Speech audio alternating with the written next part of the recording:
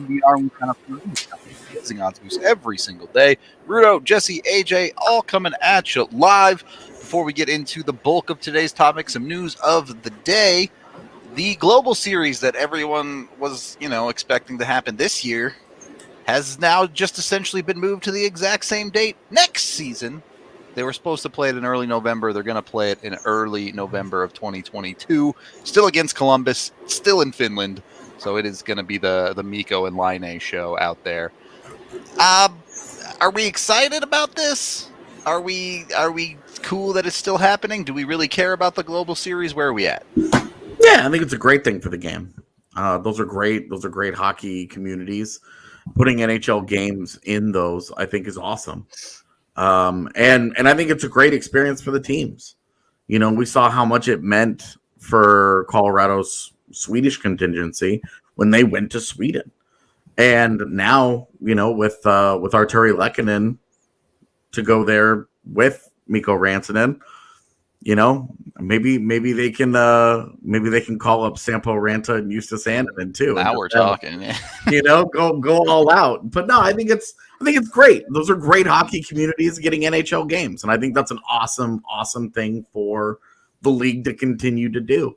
They do a good job scheduling out days before and after, and I just think that I think it's great. I really can't find any downside in it. Yeah, no, you mentioned that. I hope they do bring up Annunen because they took, I believe, Miska with them, or maybe it was pre-Miska. They took their fourth goalie. I forget his name. They take an extra goalie with them overseas. So I mean, yeah, why not be Annunen? Look, I was at the Global Series in Sweden. It was awesome. Totally. I don't, maybe not take for granted, but we talk about, how many Finns are on the Avs? Two, now it's two, Lehkonen and Rantanen, and they got some Swedes. We can forget that it's a big deal back in Finland to have superstars like Mikko Rantanen. I mean, they are just shy of national heroes. So the cool part about it for me, at the games that were in Stockholm were the crowd was into it. And obviously there were Swedish people that had Avs jerseys. There were Swedish people that had Senators jerseys. But by a mile, the loudest cheers were for Erik Karlsson and Gabe Landeskog, the individuals. Every Swede in the building cheered for both guys, regardless of the team. So like you said, AJ, these are very, very passionate hockey communities. These Euro guys are very highly regarded there. And I think we can sometimes lose sight of that because they're all here and it's all just great. And we see them all the time and perfect. They're professionals. That's what they're supposed to do. But back in their home countries, it's a big deal to have someone make it to the NHL, let alone a game that'll likely feature 3, if not more Finns in Finland. So I'm super stoked for it. I would love to be out there for this one again because I thought the first one was, like you said, it's hard to find a bad thing to say about it. I mean, certainly well-deserved in Finland. We've talked before about how they have just been an NHL production machine of a country over the last 4 or 5 years. Yeah. So they're putting something good in the water over there for sure. Let me ask you guys real quick before we move on from this. Would you guys ever be in support of an NHL team? I was going to ask that too. Oh, there we go. Sorry, I didn't mean to step on the toes of your question. No, my question, the way I wanted to put it was do you think we'll see one in the next 20 years? No. Next 20 years, honestly, probably not.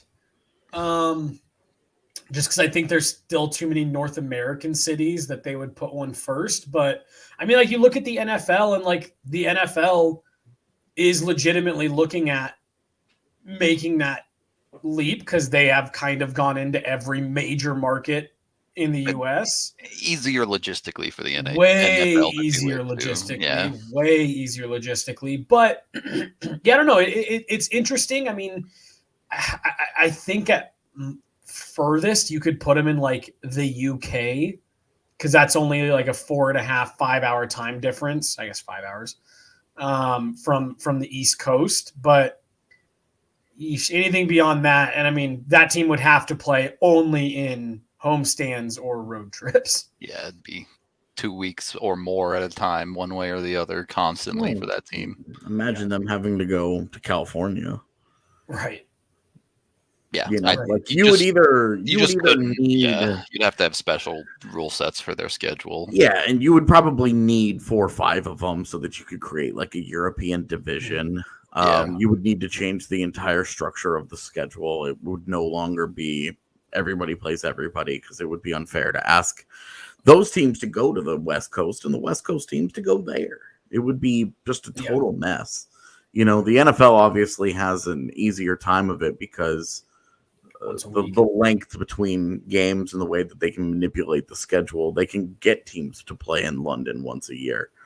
But even then, like the logistics of getting a regular team in London, it's really difficult. And I don't think, you know what? You know what?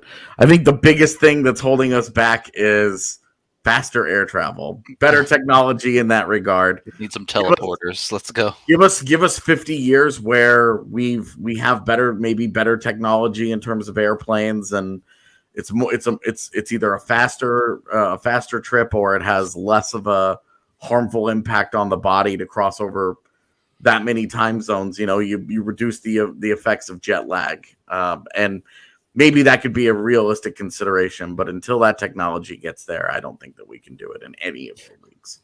I was going to say, because what was it, the Concorde, like the supersonic passenger airliner from 30 years ago or whatever? Like, yeah, if those are mainstreamed and it's 2.5 hours from New York City to London, then like, sure. Doable. That's an uncomfortable flight, but come on. Right. It's totally different. 50. So in our lifetimes, then? Well, maybe the back, but maybe on our back 9. If fellas. we have a good long life, maybe on our back 9. And even then, maybe we only get to see the conversation of it. That it's possible. Until then, I would rather them do this than more outdoor games. I think you need to keep an outdoor game every year. I still really enjoy the visuals and the aesthetics of an outdoor game. I think it's a really cool thing, but do this. Do one outdoor game and 4 of these a year. Like, totally Winter Classic only. Get rid of the Stadium Series, Global Series, much better. I'm gonna take. If you're gonna do out behind the barn, if you're gonna do an outdoor game, do one in Finland and not to 2 birds, 1 stone. You know, like do an outdoor game in Helsinki. That's actually a pretty dope idea. Something like that, right? Like, you're hard out on the outdoor games, Rudo? You don't like them at all? Hate them. Really? Why? The first one was cool because it was like this super unique thing, but I care about the hockey. The hockey sucks at outdoor games. It's never good hockey. I actually feel like the results of those games would disagree with you. I feel like most of the outdoor games have been like nail biter, you can get overtime, good scores, but the wire. actual quality of the hockey is garbage. Oh, the Heritage Classic also, yes. Good call. My bad. Well, I forget that it exists. 3 years. Like, to be clear, this goes beyond hockey for me. Every sport on earth should be played indoors exclusively. All right. All of them.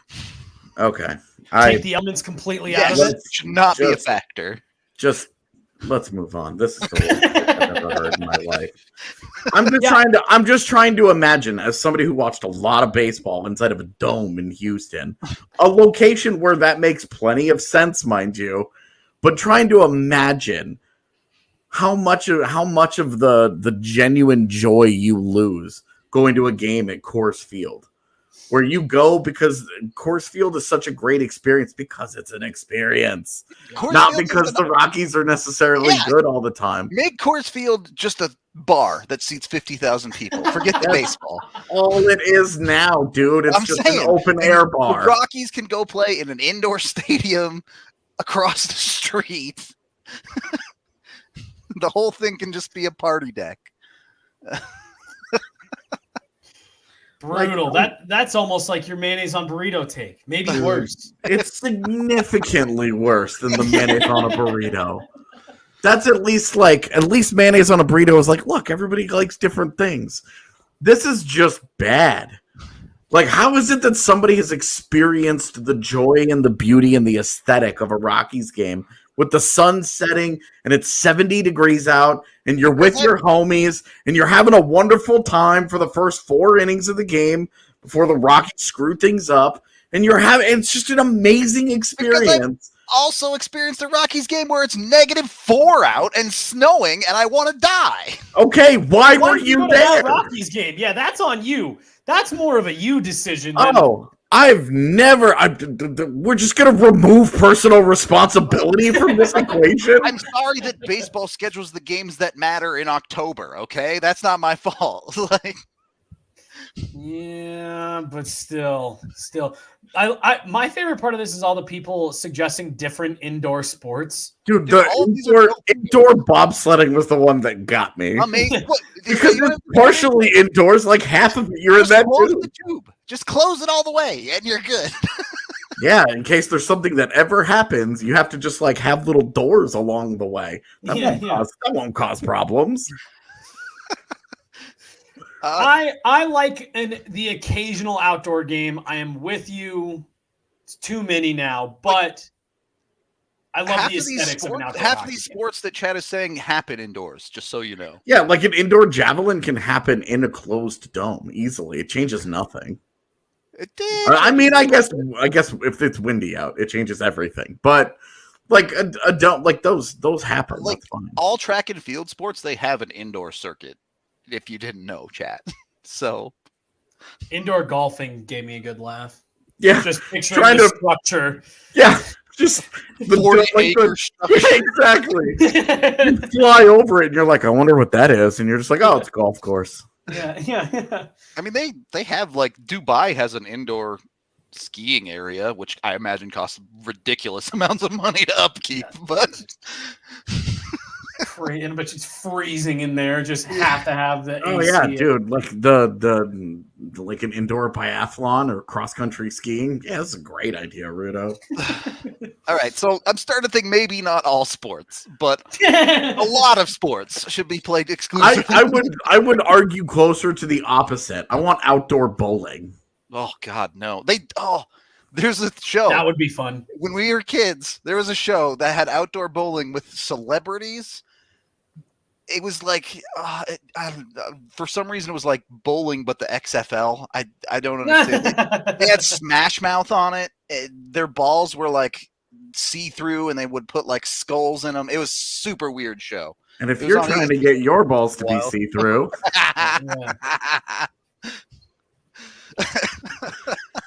Well, if we're going to ad reads, we are brought to you by DraftKings Sportsbook. Go over there, use code DNVR when you sign up for a new account to get amazing odds boosts. Ice pond bowling. Just combine them. Ice pond bowling. That'd be kind of dope. Yeah, not going to lie. DraftKings, you can go over there. When you sign up with the DNVR code, you bet $5 on any NBA playoff game, and you get $150 in free bets no matter the result of the bet. So jump on that, get $150 to bet on whatever you want.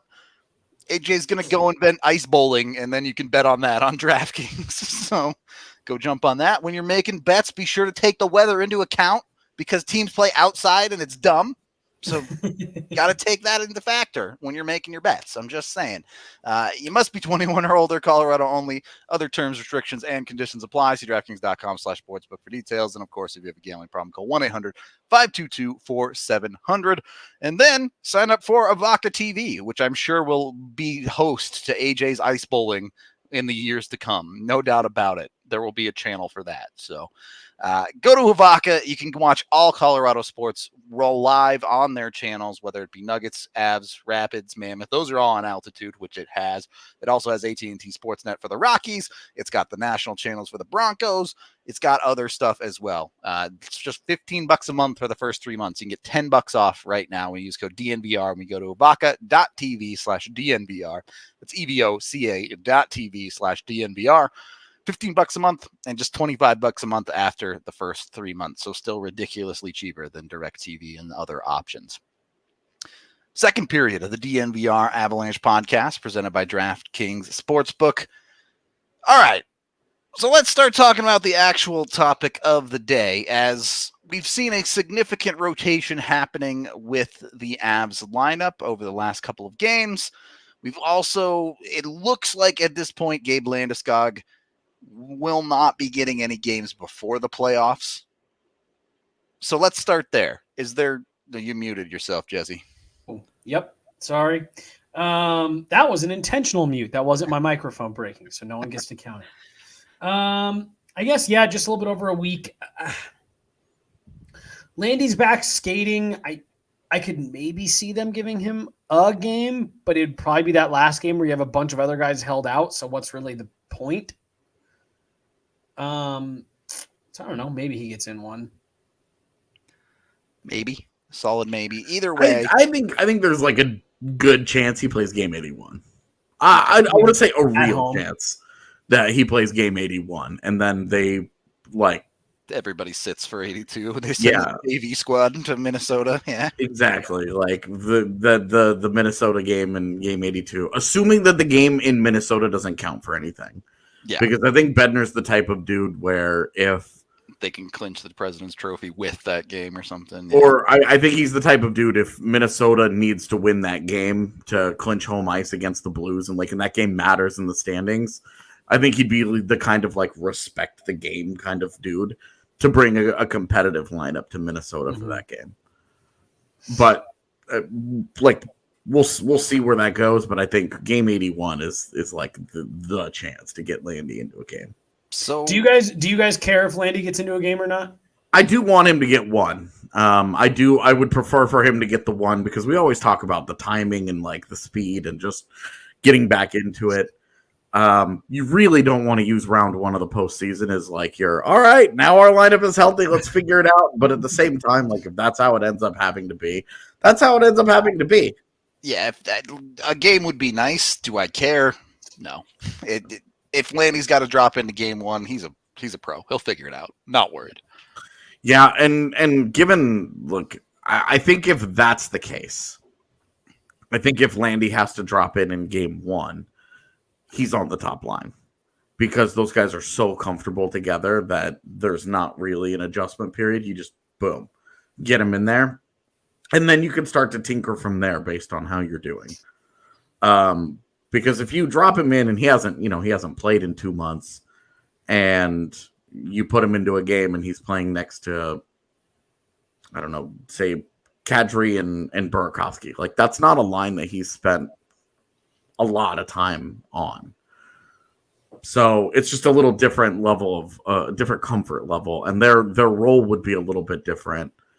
And I just think it might ever so slightly extend into the trying to find a rhythm. No. I don't think. I mean, they have just as much incentive to stay healthy as the Avs, if not more. So, I mean, they're not going to be trying to. Yeah, I don't think for intimidate them for what, a potential round 2 matchup. They're going to go play St. Louis the next week. Yep. Yeah, I was going to say, and they're gonna need to be feeling as fresh as possible going into that series, because that is one of those, we say it every year about 1 or 2 series, but whoever comes out of that is coming out black and blue, dude. Yeah, that's going to be a brutal series. It's going to be St. Louis. I think so too. I'm calling that shot right now. Until Husso poops the bed, but I don't trust any of the 4 goalies in that series. I was just about to say, yeah, there's no goalie there that I'm like, oh well, this guy. In any case, we'll get to the defense. I want to stick to the forwards first here. Ultimately, where's your perfect spot for Landy then, AJ? You say if he gets no games, you put him with Mac because that's easy. If Landy gets a new game, if he feels good, if he feels ready to go, are you experimenting there? Are you dropping him down to a second or third line? It would be. I mean, I think this is where my whole concept in the past that I've floated of duos, right? Yeah. Where you have Mikko and Mac, and then you have Nichushkin and Kadri, and then probably Lehkonen and Newhook. Well, in this case, it would probably be Landeskog and Newhook, right? Sure. And then you could really even out the lines, and then each one of those lines does something that brings a high end element. But I don't think that's realistic. I think it's Landeskog's on the top line. And pretty set and forget. I think that's the easiest. It's been Bednar's go to. Yeah. Drop those three together and then figure out the rest from there. Although Nichushkin has made enough of noise on this top line that you could say, I could see it. Well, I think what you're going to see throughout, as deep as the Avs go in the playoffs, you are going to see a theme of that top line is the default. That is the, that's the go. You always start there. You always have to pass go in order before you get onto anything else. I like this. You'll start with that, and then as you need to make your adjustments, you can drop Landy down. After those first couple games, if you like what you see, or you don't like what you see, you want to make some changes, you can drop it down, knowing that you can go right back to it, or you can continue changing it up. If you find some success, you can roll with the change, knowing that you can always snap back to those original lines. So I'm expecting game one to start exactly how everyone would kind of draw it up. But then after that, this is what we've been testing lines for. This is why we worked so hard to get a look at Landy, Kadri, and Nichushkin before he left for his surgery. We now know we have at least two combinations we feel really comfortable with, but the three-headed monster is always the default. Okay, so the other side of this conversation, then, as we talk about, both of you have specifically mentioned Landeskog and Nichushkin as that kind of rotation on the top line. At times, we've seen Burakovsky get into that conversation as well. Does he kind of end up the odd man out here, or do you just sit him on the wing on that second line and let him lay? Well, he's a really hard guy to try and put in the lineup, right? Because on one hand, if you have Nichushkin and Kadri, I think that there's a very real temptation to make that a defensive kind of line, where you want that one to be digging pucks out, and you want that one to be taking certainly one of the top six matchups, one of the top one or two lines from the other team.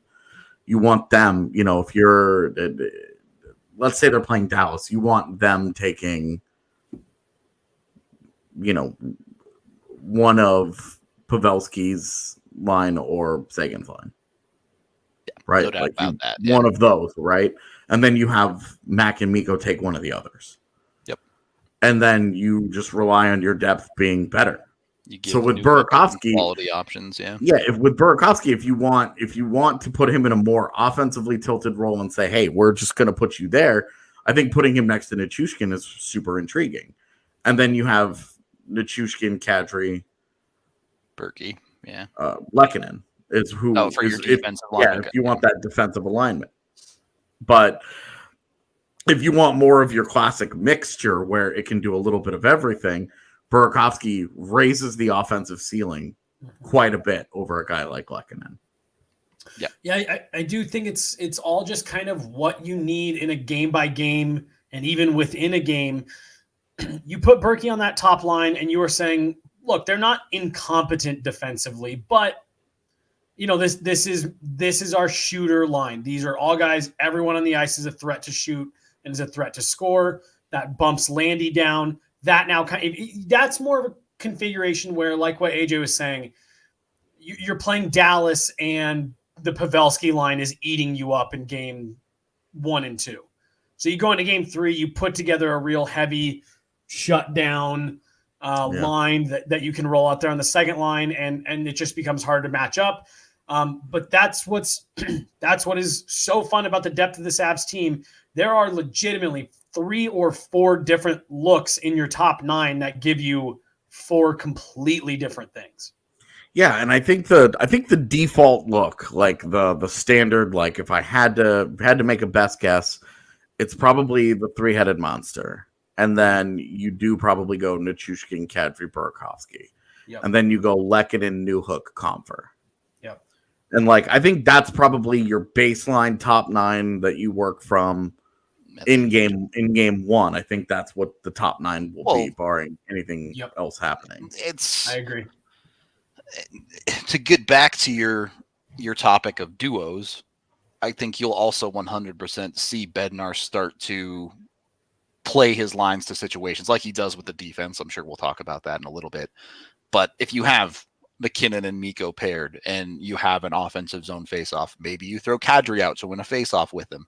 If you have a defensive zone faceoff and you have Nichushkin out there, maybe you throw Sturm out there to take that faceoff and Lehkonen and a three-roll defensive type of thing. The more I've seen the Avs this year, the more it feels like their forward core is extremely flexible, is all. Well, and they present so many different options. Mm-hmm. Like there's so many different alignments, because if you do want that offensive top line, you want to try and max it out, like go with three shooters, right? And so that's where you go with Burakovsky. And then Landeskog takes his place on the second line with Kadri and Nichushkin. If you want to try and mix it up a little bit and you want a heavier mix, you can. Landeskog and Nichushkin at this point they do it differently, but impact the game in similar ways, where they're almost interchangeable on the left wing between lines 1 and 2. Right. With Landeskog just having a really high rate of production next to those top guys. Honestly, to a lesser extent, but it feels like Lehkonen falls into a similar category too. Yeah, I mean, I think that it's almost become exactly what it was billed as, of Nichushkin light. Yep. Lehkonen has the same effect on your middle 6 that Val Nichushkin has on your top 6. Yep. But you make a great point, Rudo, of like, we're going to be seeing a lot of mixing around, and that's one thing that is to keep in mind. We could see all kinds of different combinations, but if it's a tight game, they're down by 1, it's tied. You know what you're going to get. Offensive zone start, you know what 3 are rolling over the boards, and it's because that 3 has done it for you for 5 years now. Yeah. And so, like, again, that's just the one thing. Yeah, whatever you want to call it, baseline, default. Yeah. They are going to have their kind of like safeguard that they can go back to at any minute, but they've got some options for sure. I would not do Lehkonen next to McKinnon and Rantanen. Yeah. Arturi Lehkonen and Nathan McKinnon had less than zero chemistry last night. They were sandpaper and bare ass. They just did not go together. I thought you meant BEAR. I was like, sandpaper and bare ass. I was like, oh, BARE. I mean, yes. I imagine that would make for an angry bear, but they would probably also not go together. But the thing is, like, you kind of just don't need it when it comes to trying Lecky on the first line, because you have so many other options that it's like, okay, this hasn't really worked for the 15 minutes we tried it, so let's just not bother, because we don't need to. That's where that's the Avs thought process in that situation. With that being said, do you think the Avs bottom 6 is dangerous enough with Newhook, Lehkonen, Comfer, and then the 5 dudes that are going to be rotating on the fourth line? Yeah. I'll go while you think. I do. I mean, like, look, JT Comfer has 16 goals this year. Arturi Lehkonen, I think, has 17 or 18 after last night. Alex Newhook is having a 30-plus point season as a rookie. You're not going to get consistent scoring from that bottom 6 throughout the playoffs, but you have enough skill, enough talent there to get by. And then that fourth line, I mean, look, anything you get out of that fourth line is a bonus, and I think they have been much, much, much better since the trade deadline. To a man, even Logan O'Connor, I think, has bounced back a little. He's nowhere near what we saw at the beginning of the year. Darren Helm has played his best hockey since the trade deadline. I think Cogliano's been a really good fit so far. Abe Kubel has, I think, 5 goals since the trade deadline or something like that. His best hockey has been with him fighting for his job. Right. That's what you want to see, right? Like, he knows 100%. He's on the cusp.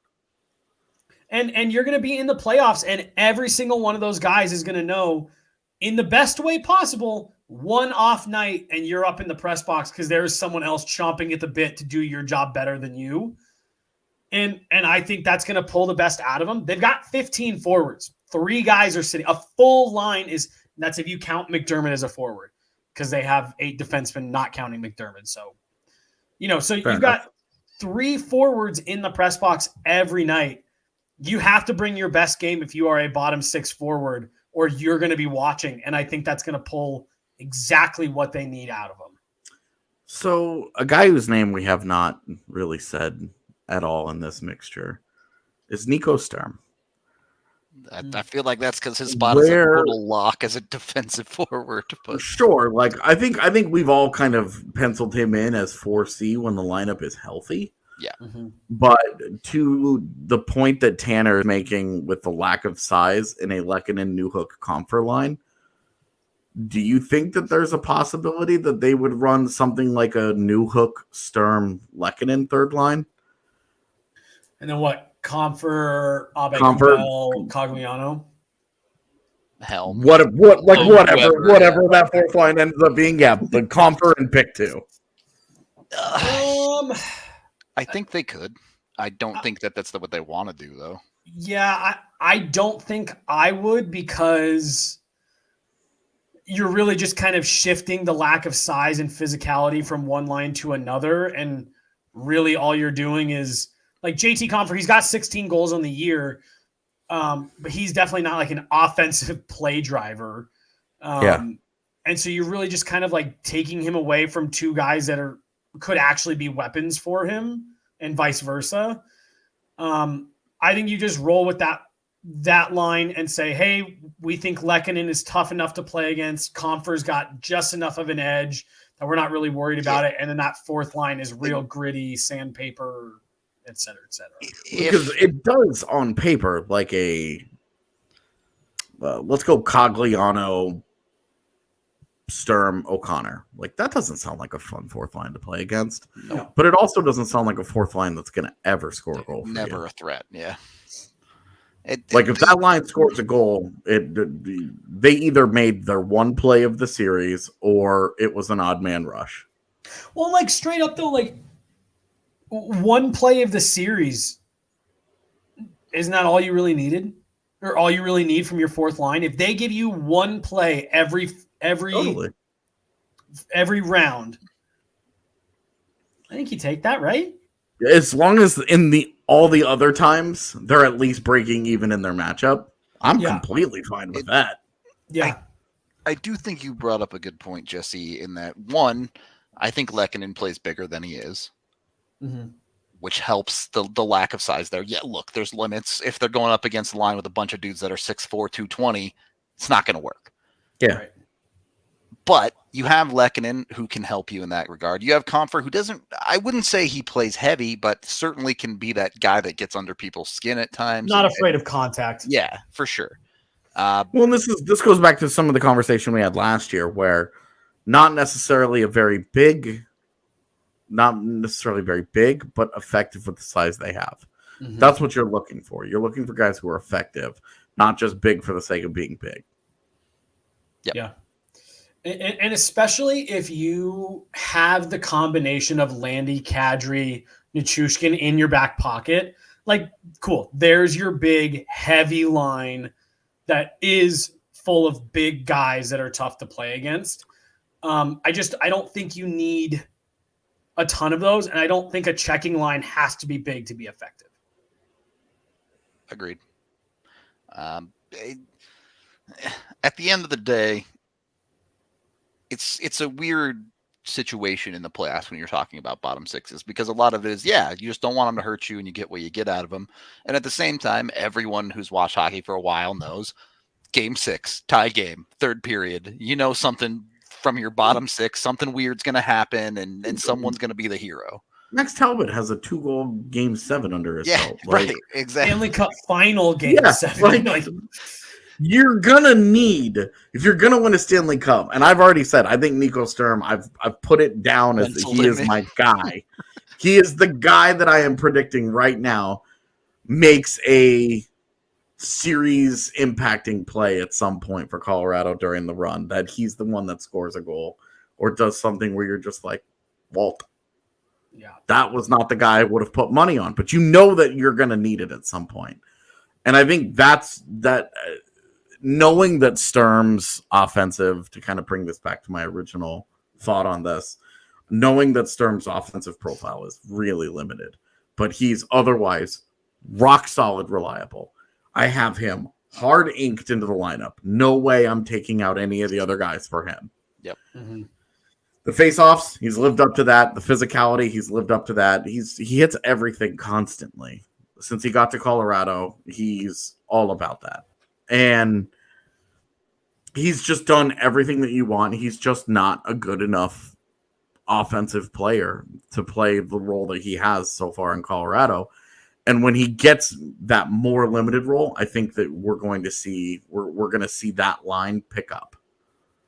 Like I think you're going to see an uptick in their effectiveness, because right now the Helm, O'Connor, Cogliano, Abe-Kubel, we're just going to roll all these guys out together.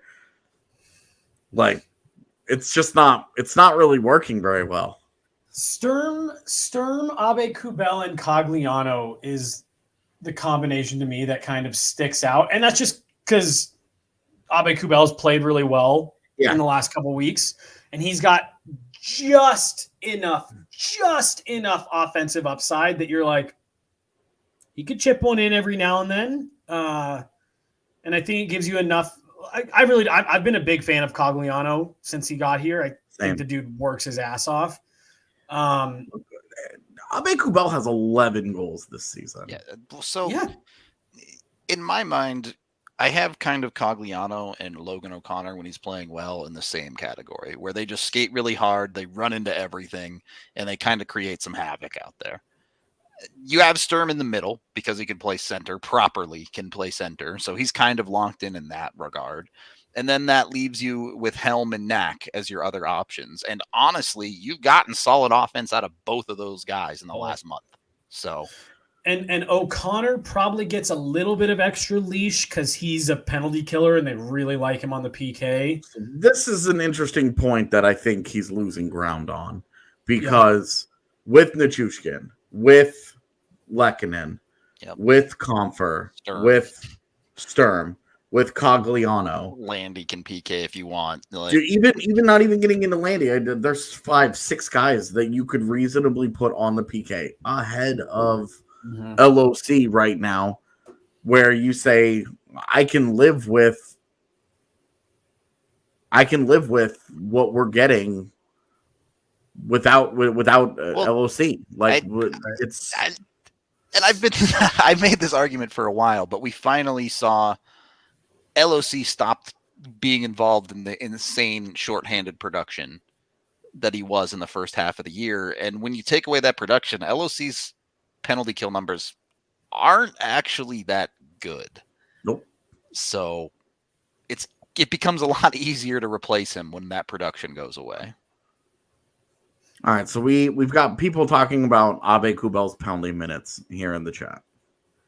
So I want to talk about this. I'll say it's just I won't step on the toes of the point I know you're about to make.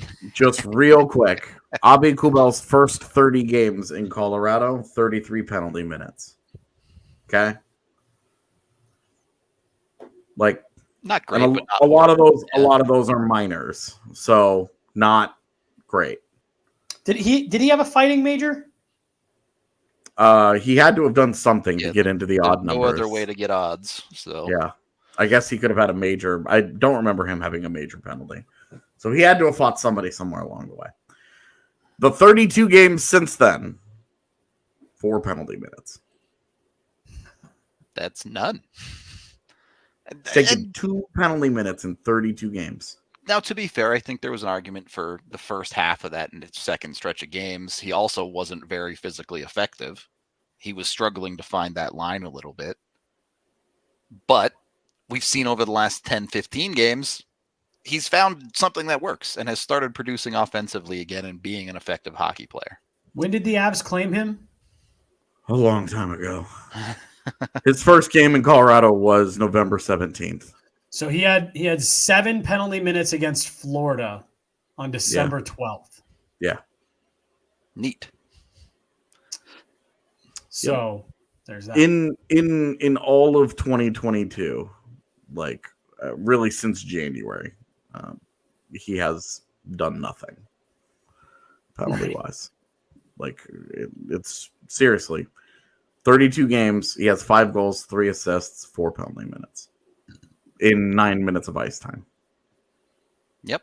But that's just like, fine for a fourth liner. Yeah. Like that's, I think he has stated his case as the guy that, and he has hits every game.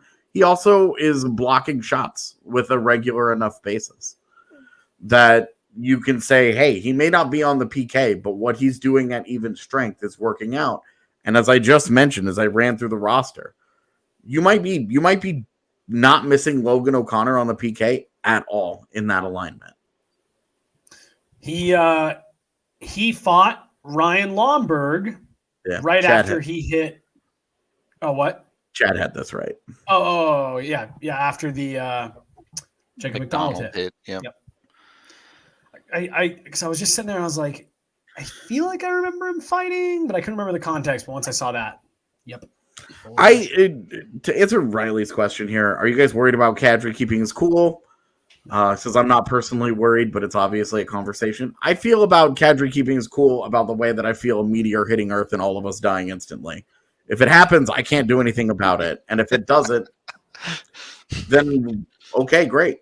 If he dies, he dies. It won't straight up. Like if that's if he can't contain, he knows that no matter what he does, there will not be a light suspension ever again for him in his career.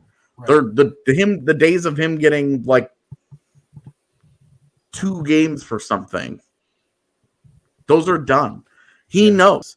And he's played all year with a certain level of cool. And he's also in a contract year. He has every reason imaginable to keep it together this year. The quest for the cup, his reputation, a huge payday that's coming to him in July. He's got all those reasons. But if he can't help himself, then he can't help himself. And it just makes it that much easier for the Avalanche to be like, we can't bring you back. Sorry. Right. And I mean, like, dude, it really is like it's up to him this year. It is officially, after last year, it has officially become the narrative of his career. Yeah. Right. Cool. But he'll get suspended in the playoffs. It was anecdotal at first, but now what is this? Is this 3 out of 4 years, or has he been suspended 4 total times in the playoffs? Was it just twice in Toronto? I think it was just twice, but I'm not 100% sure. But you know, I mean, like he has taken, he has gotten himself suspended and has not played in the game that his team has been eliminated in 3 years out of 4. I would. It's on him now. There's nothing else that anybody else can do or say. He has to just not do it to prove that's not who he is. I would bet a large sum of money that somewhere in the first round, he's going to take a bad hit or something gross is going to happen, and he's going to get up, and you're either going to see the red mist overcome him, and you immediately know he's going to do something stupid, or you're going to see him shake it off and walk to the bench, and you're going to go, okay, he's good for the rest of the playoffs. Yeah, I mean, you would be moronic not to try him. Yep, guaranteed. In doesn't matter game who they 1. play. Yeah. within the first 5 minutes of game one, if somebody from the Stars doesn't try him, Take a they're two-hand idiots. to his calf. Yeah, they're idiots. Even if it puts them on a PK immediately into that game, does not matter. You can bin the rest of that game, and if you get him to do something dumb, they're compromised for the rest of the series. Like, you genuinely, you have, like, just from a tactical standpoint, you have to pull some shit against him to see what he does. It would just be dumb not to. And I definitely I'm encouraged this year because there's 2 games in particular that I can think of this year where he got the look on his face that he had right before he hit Justin Falk. Yeah. And both times this season, he translated that look into points. He went out and produced and burned teams on the scoreboard instead of doing something dumb and getting himself kicked out. And that's where you hope the pressure from his teammates, the role he plays on this team, and to your point, AJ, oh, by the way, he's trying to get paid. I think he has real incentive to channel that energy in a different way than he ever has in his career. Because I remember, AJ, you know Kevin, my buddy Kevin, the shift before. You told the story. Oh, yeah. Yeah, he goes, Bednar needs to get him off the ice. He's going to do something stupid. The next time he rolled over the boards, he got himself suspended for 7 games. And he just, like I said, I saw the look twice this year, and both times he translated into points instead of penalties. So you hope, right? This year, like this regular season, provides hope. Yeah. His past provides pessimism. And that's the push and pull. That's the dichotomy of Nazem Kadri going into this postseason. Is it's entirely up to him. So again, am I worried about it? No, I won't think about it at all, because you know that NHL teams know the same shit that we do. They're gonna test him. He's gonna have to react appropriately, and that's it. We are brought to you by Breckenridge Brewery, the official beer of DNVR. You can get 8 different kinds on tap at the bar or find it at your local liquor store. So be sure to go check that out. They also have Good Company hard seltzers, if that's more your thing. Highly recommend. If you haven't made it down to their farmhouse, you got to go. It's a super awesome place to go grab a beer. Go check it out. It's absolutely sick. Also a great time to get a DNVR Avalanche membership. You get an annual membership. It comes with a shirt and, access to our content for a year, which is kind of dope. So highly recommend you go check that out. P.S. Pay attention tomorrow. Got a pretty cool announcement coming tomorrow. That's all I'm saying. God, dude, you're like, pay attention tomorrow. And I was like, what's happening tomorrow? Right. We do have a cool announcement coming tomorrow. Bro, you are correct. I'm not even bullshitting you. Until you just said that, AJ, I was like, what are we doing tomorrow? and then you started the sentence, and I was like, still do. Oh, yeah. It took me several minutes to get caught up there. Somebody's got to keep this beat in order, all right? It's not bathrobes. There's no shot I would have forgotten about that. Jesse would have been tweeting that from the mountaintops for sure. I was gonna say, you'll know when bathrobes are coming, I promise. No, tomorrow's a cool one though. Keep an eye on the DNVR Avs Twitter. Keep an eye on the pregame show. Should be a fun day. I can tell you we don't have a choke me tee in the works, but we do have. I would say 2.5 shirts in the pipeline right now. What's the half? You don't know this, but I DM'd. Okay, we'll talk after the show. I did some DMing over the last few days to try and. I did not want to be on pods, as you guys know, and as you guys have been very generous about my family's going through a thing right now. Thank you to everybody that reached out, by the way. I have family members on Twitter who saw all the outpouring of love, and it meant a lot to them. So it meant a lot to me too. It always does. But they were like, wow, this is crazy. And I was like, our community rules. But while that was going on, I was working on shirts. Abs fixation. Holy shit, that's great. Abs fixation is That's incredible. Good. That's incredible. That's great.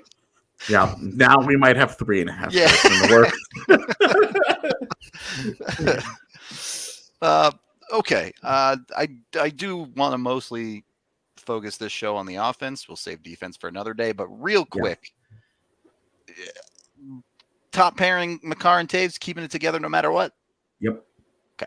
That's your three-headed monster. That's your baseline. You'll see a lot of variations of it over the course of a game. When all else fails, Taves and Makar. I think we're getting ready to see less variation out of the coaching staff when they pick the 6. Yeah. Because I think they've seen different looks now with different pairings, and they're going to come to the same conclusion that I've come to, which is I think your 3 pairings going into game 1 are really obvious. And I think that you've got 2 stone cold lock pairings that you do not mess with, and Taves Makar's at the top of that. Yeah. Mm-hmm. Cool. We can talk more about defense probably on Monday. Yeah, Mondays are no game day, correct? So next week's going to be a little bit weird because I am coming home. And I think Monday and Wednesday are our off days. Correct. Our non-game day pods. It'll be game day pods, and we'll be good for when you're driving. So yeah, because I'm going to leave I'm leaving during the Thursday and Friday. I'll be driving during the last 2 games because I want to listen to them on the radio to help me stay awake. There you go. Podcasts. I had a really hard time with podcasts on the way up. So I'm trying to find different things to listen to on the way back. Get adventurous. All right. Yeah, I'm going to try some audiobooks. That sounds I was just going to suggest audiobook. No.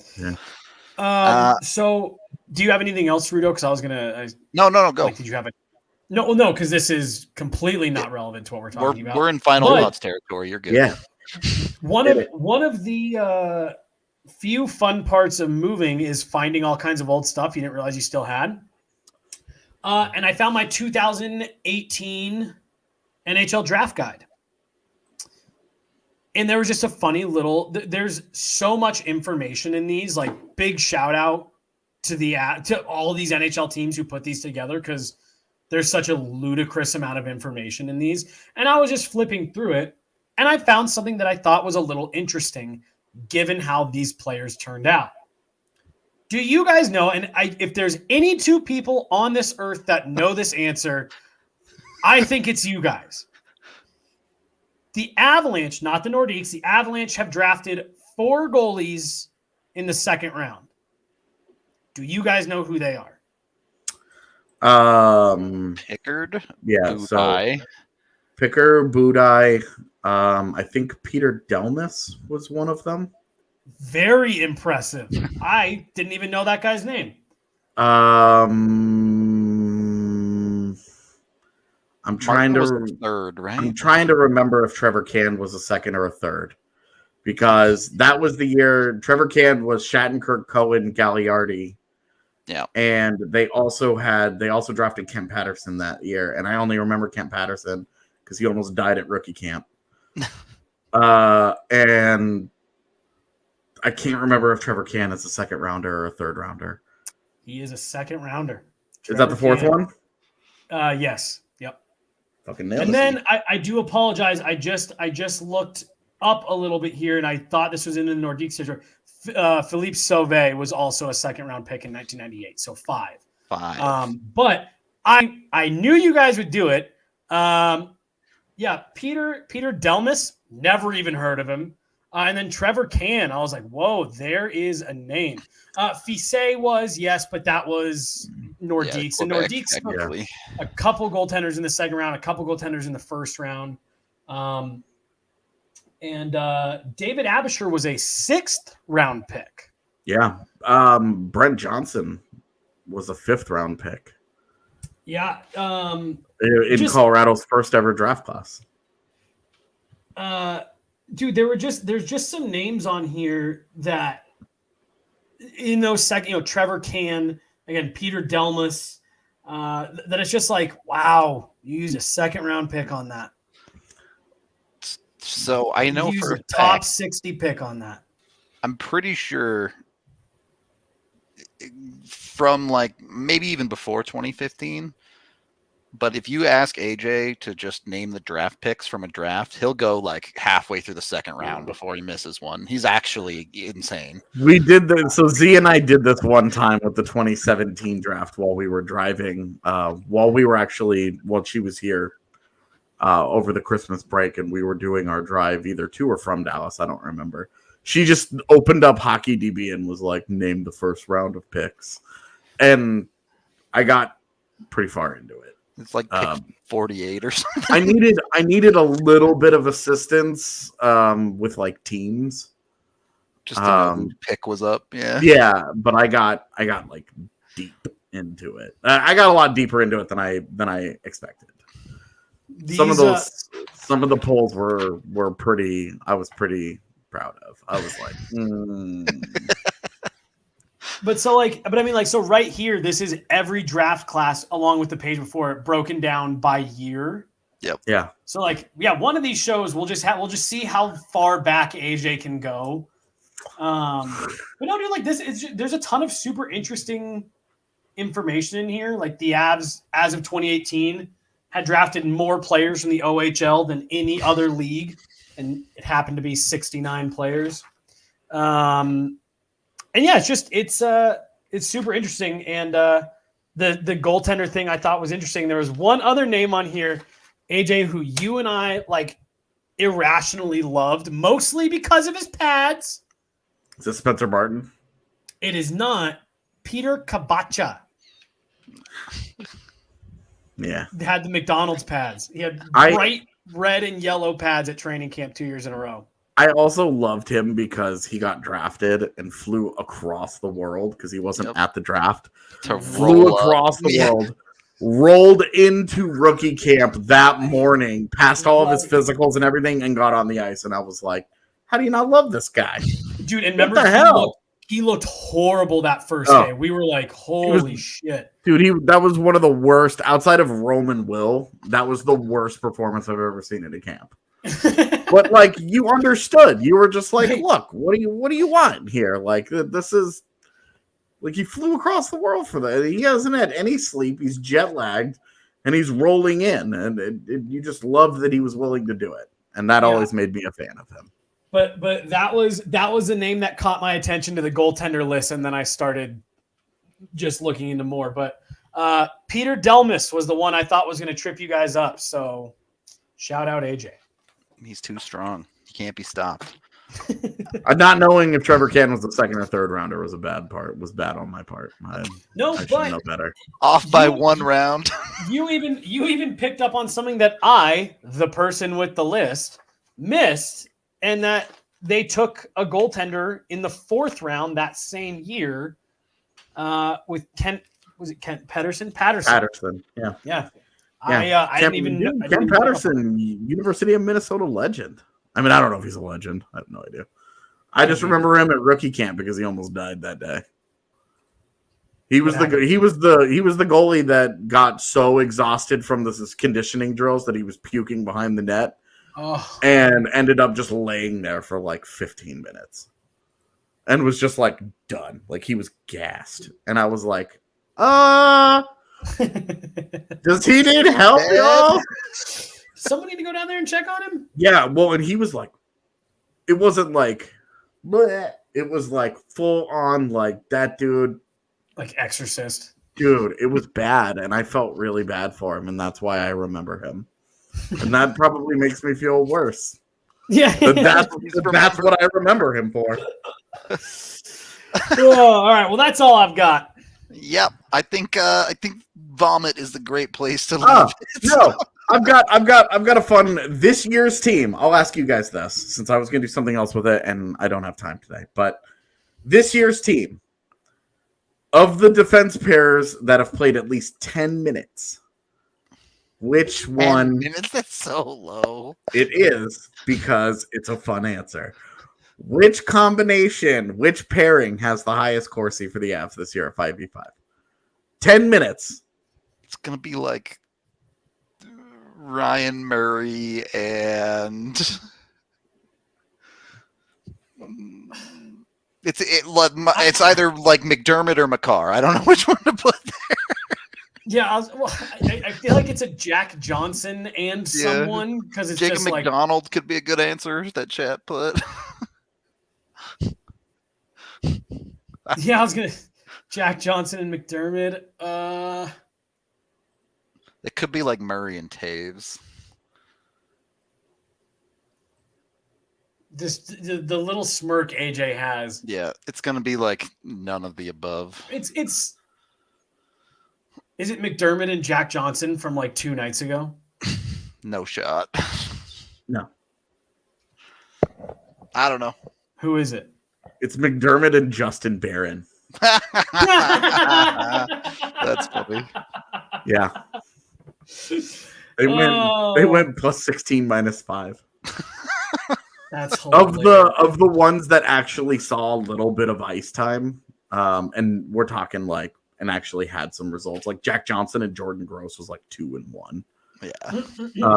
The best pairing so far this year, Jacob McDonald and Cale Makar produced 17 Corsi 4 with 1 against in 4 minutes and 45 seconds. How do you even produce that much Corsi in less than I was going to say, that's actually impressive. Yeah. And the shots on goal, the actual shots on goal, 14-0 with 12 scoring chances What the hell? and 7 high danger chances. What in the world? It's like the most dominant 4.5 minutes you can imagine. Yeah.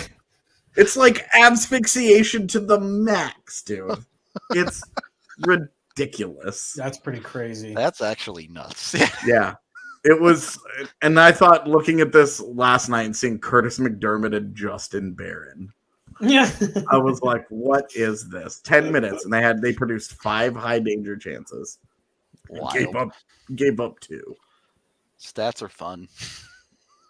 Nuts. Yeah. Okay, we're going to get out of here on that note. Thank you, everyone, for watching, listening, however you consume the pod. We appreciate all of y'all so very much. Be sure to like and subscribe here on YouTube. That helps us out a ton. We're back tomorrow, pregame, postgame. Be sure to tune in. Check out the cool stuff we got coming tomorrow all day. So go look at that. Until then, we'll talk to you later.